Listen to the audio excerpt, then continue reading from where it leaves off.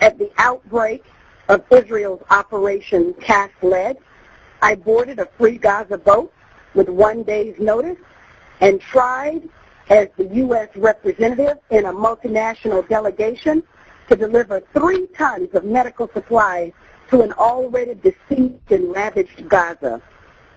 But during Operation Cast Lead, U.S.-supplied F-16s rained hellfire on a trapped people. Ethnic cleansing became full-scale, outright genocide. U.S.-supplied white phosphorus, depleted uranium, robotic technology, dime weapons, and cluster bombs. New weapons creating injuries never treated before by Jordanian and Norwegian doctors. I was later told by doctors who were there in Gaza during Israel's onslaught that Gaza had become Israel's veritable weapons testing laboratory, and the people its guinea pigs to test and improve the kill ratio of their weapons. The world saw Israel's despicable violence thanks to Al Jazeera Arabic and Press TV that broadcast in English. I saw those broadcasts live and around the clock, not from the USA, but from Lebanon, where my first attempt to get into Gaza had been because the Israeli military rammed the boat I was on in international waters. That boat carried the medical supplies. That boat, the duty was completely destroyed. It's a miracle that I'm even here to write about my second encounter with the Israeli military. Again, a humanitarian mission aborted by the Israeli military. I am now known as Israeli prisoner number 88794. I am in number 5, Ramla prison. How could I be in prison for collecting crayons for kids and trying to get the crayons to them? The Israeli authorities have tried to get us to confess that we committed a crime.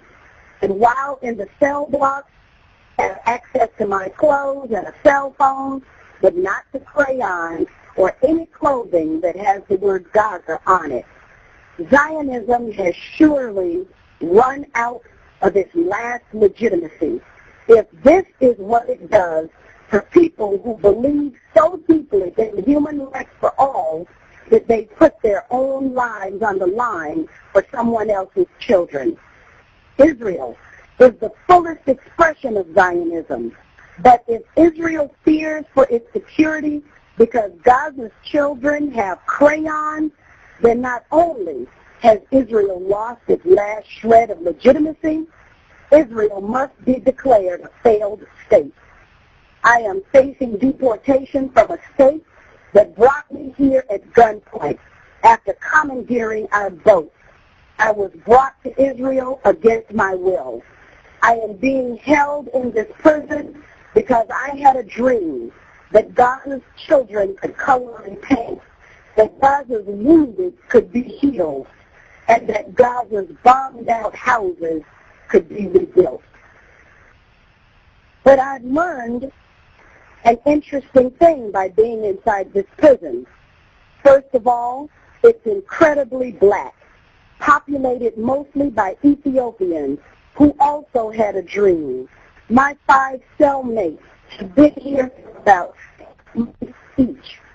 One is pregnant. They are all in their 20s. They thought they were coming to the Holy Land. They had a dream that their lives would be better.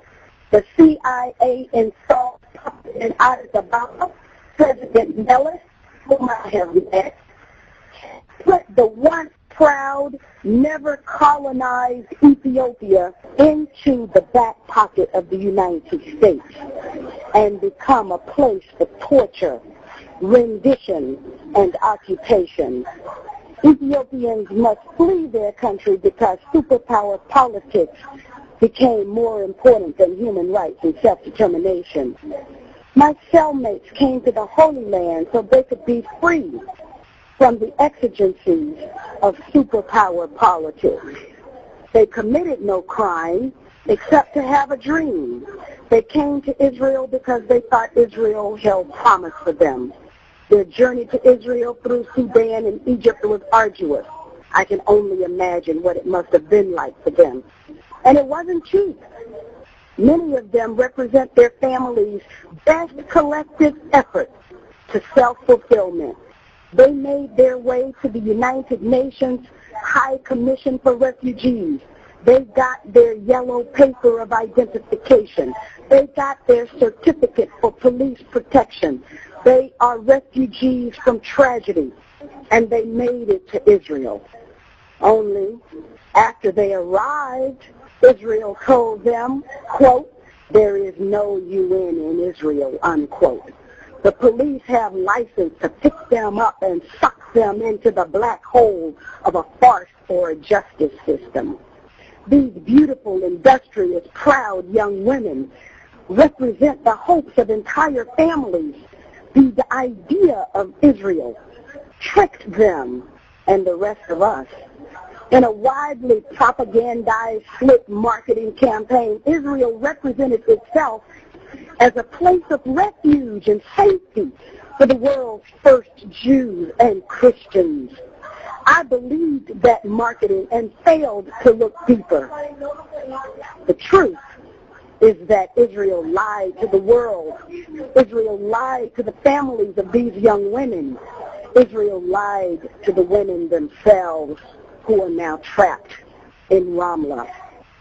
And what are we to do? One of my cellmates cried today. She has been here for 6 months. As an American, crying with them is not enough. The policy of the United States must be better. And while we watch first Senator and now President Obama give $12.8 trillion to the financial elite of the United States, it ought now be clear that hope, change, and yes, we can were powerfully presented images of dignity and self-fulfillment individually and nationally that besieged people everywhere truly believed in. It was a slick marketing campaign, as slickly put to the world and to the voters of America as was Israel's marketing to the world. It tricked all of us. But more tragically, these young women. We must cast an informed vote about better candidates seeking to represent us. I have read and reread Dr. Martin Luther King Jr.'s letter from a Birmingham jail. Never in my wildest dreams would I have ever imagined that I, too, would one day have to do so. It is clear that taxpayers in Europe and the U.S. have a lot to atone for what they've done to others around the world. What an irony.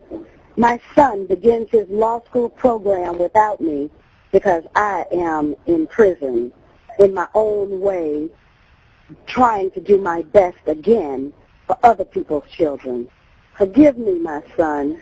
I guess I'm experiencing the harsh reality, which is why people need dreams. I'm lucky. I will leave this place. Has Israel become the place where dreams die? Ask the people of Palestine. Ask the stream of black and Asian men whom I've seen being processed at Ramla. Ask the women on my cell block. What are you willing to do? Let's change the world together and reclaim what we all need as human beings, dignity. I appeal to the United Nations to get these women of Ramla who have done nothing wrong other than to believe in Israel as guardian of the homeland resettled in safe homes. I appeal to the United States Department of State to include the plight of detained UNHCR certified refugees in the Israel Country Report in its annual human rights report. I appeal once again to President Obama to go to Gaza, send his special envoy George Mitchell there, and to engage Hamas as the elected choice of the Palestinian people. I dedicate this message to those who struggle to achieve a free Palestine, and to the women I met at Ramla. This is Cynthia McKinney, July 2nd, 2009, also known as Ramla prisoner number 88794.